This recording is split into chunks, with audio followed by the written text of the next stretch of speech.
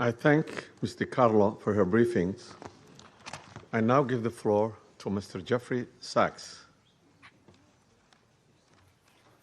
Mr. President, distinguished members of the Security Council, the issue before the Council today is not the character of the government of Venezuela. The issue is whether any member state, by force, coercion, or economic strangulation, has the right to determine Venezuela's political future or to exercise control over its affairs.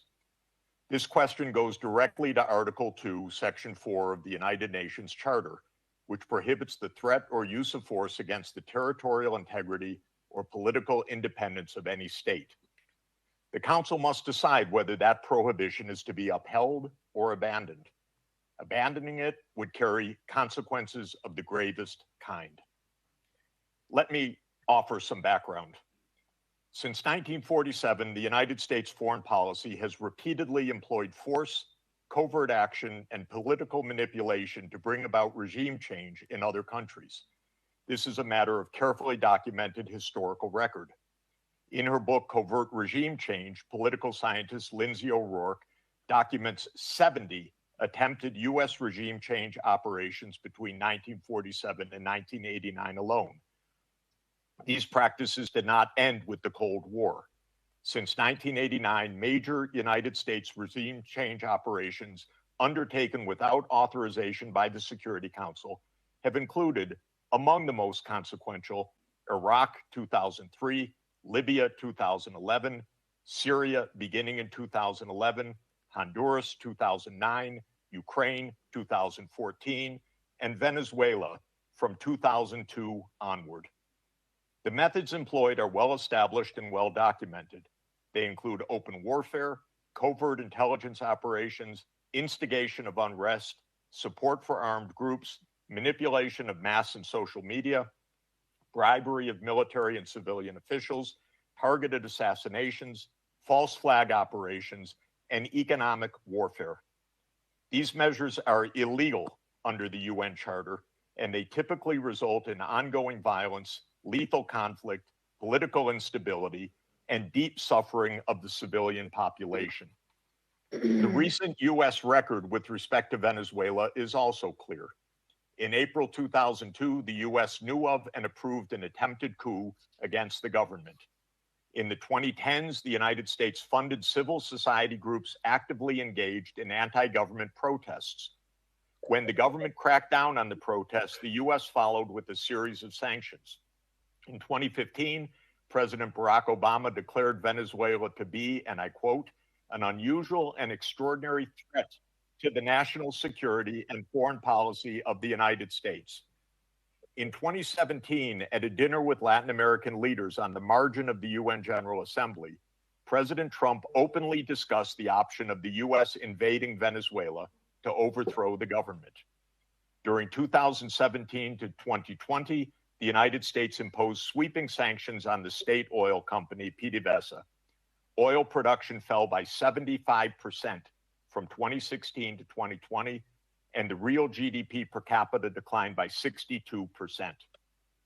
The UN General Assembly has repeatedly voted overwhelmingly against such unilateral coercive measures. Under international law, only the Security Council has the authority to impose such measures. On the 23rd of January 2019, the United States unilaterally recognized Mr. Juan Guaido as interim president, and a few days later froze approximately $7 billion of Venezuelan sovereign assets held abroad and gave the designated authority over certain of these assets. These actions form part of a continuous U.S. regime change effort spanning more than 2 decades. In the past year, the United States has carried out bombing operations in 7 countries, none of which were authorized by the UN Security Council, and none of which were undertaken in lawful self-defense under the Charter. The targeted countries include Iran, Iraq, Nigeria, Somalia, Syria, Yemen, and now Venezuela. In the past month, President Trump has issued direct threats against 6 UN member states, including Colombia, Denmark, Iran, Mexico, Nigeria, and of course, Venezuela. Members of the Council are not called upon to judge Nicolas Maduro. They are not called upon to assess whether the recent U.S. attack and ongoing naval quarantine results in freedom or in subjugation. Members of the Council are called upon to defend international law, and specifically the UN Charter. The realist school of international relations, articulated most brilliantly by John Mearsheimer, accurately describes the condition of international anarchy as the tragedy of great power politics. Realism is therefore a description, not a solution for peace. Its own conclusion is that anarchy leads to tragedy. In the aftermath of World War I, the League of Nations was created to end the tragedy through the application of international law. Yet the world's leading nations failed to defend international law in the 1930s, leading to renewed global war. The United Nations emerged from that catastrophe as humanity's second great effort to place international law above international anarchy. In the words of the Charter, the UN was created, quote, to save succeeding generations from the scourge of war, which twice in our lifetime has brought untold sorrow to mankind. Given that we are in the nuclear age, failure cannot be repeated. Humanity would perish. There would be no third chance. To fulfill its responsibilities under the Charter, the Security Council should immediately affirm the following actions. The United States shall immediately cease and desist from all explicit and implicit threats or use of force against Venezuela. The United States shall terminate its naval quarantine and all related coercive military measures undertaken in the absence of authorization by the UN Security Council. The United States shall immediately withdraw its military forces from within and along the perimeter of Venezuela, including intelligence, naval, air, and other forward deployed assets positioned for coercive purposes. Venezuela shall adhere to the UN Charter and to the human rights protected in the Universal Declaration of Human Rights.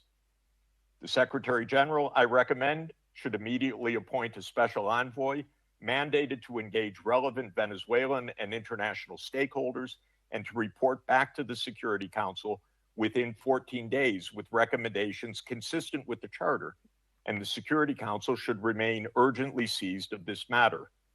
All member states should refrain from unilateral threats, coercive measures, or armed actions undertaken outside the authority of the UN Security Council.